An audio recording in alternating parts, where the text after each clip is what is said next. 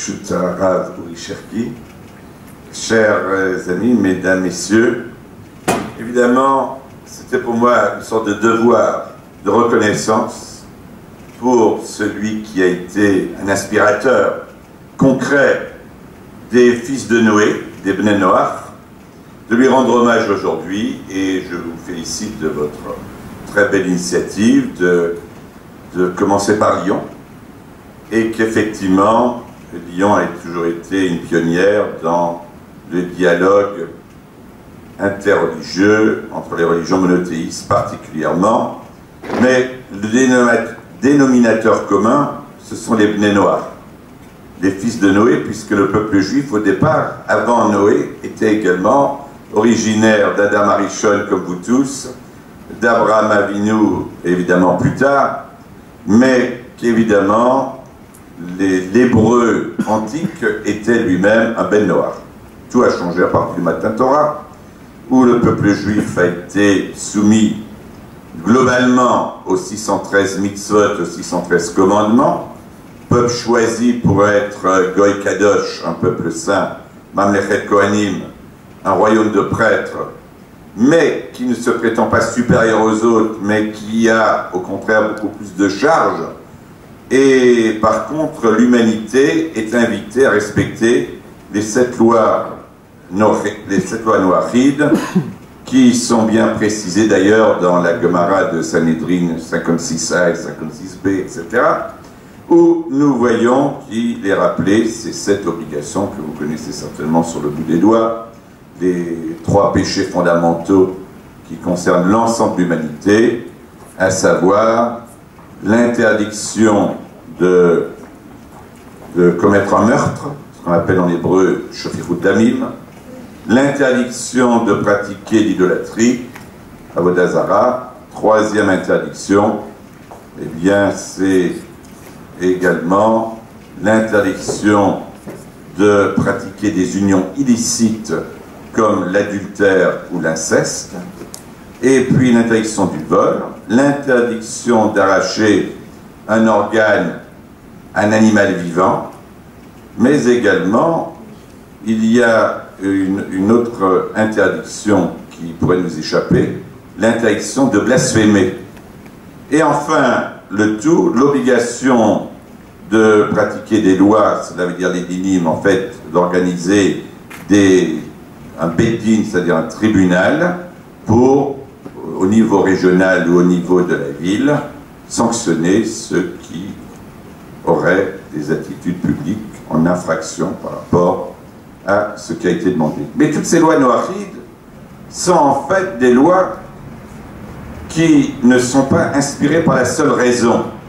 Vous direz qu'il y a beaucoup de peuples qui ont établi des lois où il est interdit de tuer son prochain. Ça paraît la logique même. Pour qu'il y ait une cohésion sociale, il faut le respect de tout être humain. Tout être humain a été créé à l'image de Dieu. Nous devons respecter donc tous ceux qui sont devant nous, quels que soient leurs ancrages religieux ou politiques, que même si nous ne sommes pas d'accord avec eux, nous devons accepter leur droit à l'existence. Et ontologiquement parlant, nous sommes tous égaux, puisque nous sommes descendants du même père et de la même mère, d'Adam et d'Ève. Personne ne peut se prétendre d'une engeance supérieure par rapport à d'autres. Or, le Rav Cherki vous a parlé avec juste raison de cette figure emblématique qui a été Aimé Pallière. Permettez-moi quand même de revenir un peu sur ce sujet. Je croyais que vous alliez me prendre le pain de ma bouche, mais je suis un peu rassuré que vous n'avez pas épuisé le sujet. Alors évidemment, je ne vais pas faire une conférence sur Aimé Pallière, mais rappeler que nous allons commémorer l'anniversaire de sa naissance le 17 novembre. Il est né le 17 novembre de l'année 1868, exactement. Et c'est à 17 ans qu'il a passé devant la synagogue du Ketiksit, qui a été elle-même inaugurée 4 ans avant sa naissance. Nous allons fêter cette année le 150e anniversaire de la grande synagogue de Lyon. situé sur les berges de la Saône, de dire qu'évidemment, il y a eu, vous avez parlé d'une sorte d'extase mystique qu'il a connue. En vérité, il flânait. Il n'y a pas de hasard dans le judaïsme. Et il se trouvait qu'il marchait sur le quai Tilsit, où, évidemment, le grenier à sel de la ville de Lyon avait été remplacé par la grande synagogue. La ville de Lyon avait offert le terrain à la communauté juive qui bénéficiait de salles de prière successives, mais la communauté avait le rêve de créer un édifice digne de ce nom pour honorer la gloire divine. Et évidemment, Aimé Pallière, passant par hasard le jour de Kippour, c'était la prière de la Neila, la clôture, où c'est le moment le plus important, on arrive à l'apothéose du jour le plus sacré du judaïsme, où véritablement même les plus éloignés de la communauté répondent présents, même ceux qu'on ne voit jamais toute l'année, eh bien ils sont présents. Le jour de Kippour attire le plus éloigné. Et ce sont les dernières heures fondamentales où chacun demande la clémence divine après 10 jours de pénitence, de repentir. Voilà qu'on va se présenter devant le roi des rois et qu'il y a ce passage extraordinaire où toute la communauté fait Kabbalat Ol Malchut Shamayim, acceptation du joug divin, où on dit Hachem ou Elohim. Cette fois, Dieu, l'éternel est Dieu, et ça veut dire que celui qui a été, qui est et qui sera, c'est lui, non pas seulement le Dieu de nos pères, mais il est notre Dieu personnel. Et c'est évidemment, on commence par le credo juif, Shema Israël. Puis, voilà que ce jeune homme, étudiant au séminaire catholique, qui est en fait à la faculté, ce qui est devenu aujourd'hui l'Université catholique de Lyon, place Bellecour, eh bien lui-même élève d'un professeur d'origine juive, spécialiste des Écritures saintes, qui s'appelle Lehmann, lui donne des cours, mais l'étudiant a du mal à accepter ce qu'il appelait la mièvrerie de la dévotion catholique. Et évidemment, il est pris, je dirais, par une sorte de transport, comme vous l'avez dit, mystique. Il est ému de voir cette atmosphère de piété dans la synagogue, en vérité, de voir tous ces hommes en blanc, parce que c'est l'usage, le jour de Kippour, de revêtir non seulement un talit de couleur blanche immaculée, mais également d'avoir sur soi le linceul, ce qu'on appelle le kittel, tahirin, enfin tout ce que vous souhaitez comme appellation, le sargenos, juif d'origine alsacienne. Eh bien, c'est vrai que tout le monde, tous les hommes sont invités à revêtir ce linceul en signe d'humilité, de modestie, devant le roi des rois, pour rappeler que nous venons du limon de la terre, que nous retournerons un jour le plus tard possible à la poussière, mais qu'il y a cette volonté d'exprimer notre humilité devant le roi des rois en ce jour solennel, pour demander pardon pour nos fautes. Et cette prière de Avinu Malkeinu, entonnée par toute l'Assemblée, tous ces passages qui bouleversent ce jeune homme, lui-même croyant, et qui voit cette synagogue dépouillée d'images, de statues, qu'il n'y a pas vraiment d'objet d'adoration, mais que toutes les pensées vont vers l'être invisible mais omniprésent. Ce moment extraordinaire pour lui le bouleverse au point de vouloir se convertir au judaïsme. Et évidemment, le rabbin de la synagogue, qui a été contacté par ce jeune homme, lui dit « Adressez-vous au rabbin Eli Ben Amozeg, qui lui-même a fait un livre sur les lois noachides, sur les juifs d'une part, mais aussi ceux qui veulent adhérer à une sorte d'amour de Dieu, de croyance en Dieu, mais sans cléricalisme. Eh bien, je crois que effectivement, cet homme a montré beaucoup de bonne volonté. Est-ce qu'il était prêt à faire le saut pour pratiquer toutes les mitzvot de la Torah? La question est posée. En tout cas, il a été un ardent propagandiste du judaïsme des mitzvot. Bien qu'il ait été ensuite rabbin adjoint, j'allais dire, prédicateur à la synagogue libérale réformée, la première synagogue libérale réformée à Paris, mais en tout cas, il adhérait totalement aux bases fondamentales du judaïsme.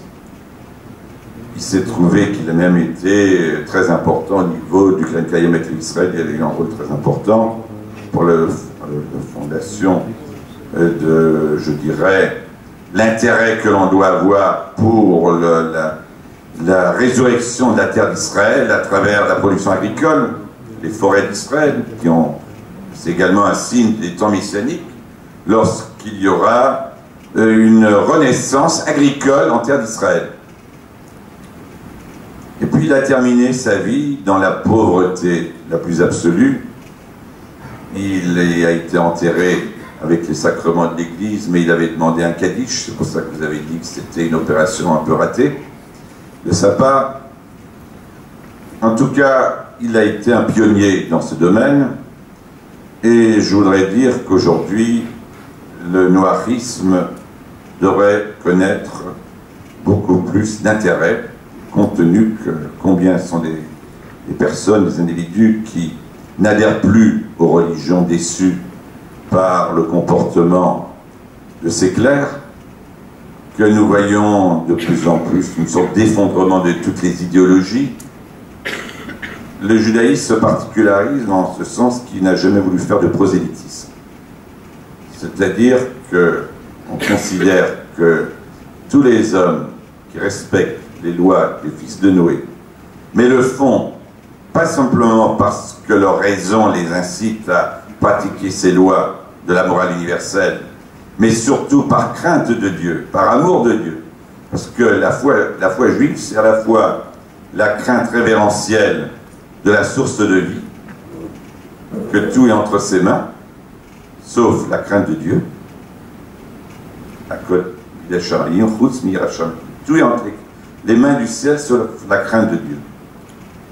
Et celui qui adhère à toutes ces lois fondamentales, 7 lois fondamentales, mais en fait il y en a 30 lois qui concernent les fils de Noé, et qui le fait par piété, eh bien il a part au monde futur. On parle ainsi des chassidei umot haolam, de tous les pieux des nations, de tous les justes des nations, qu'on traduit à tort, justes des nations.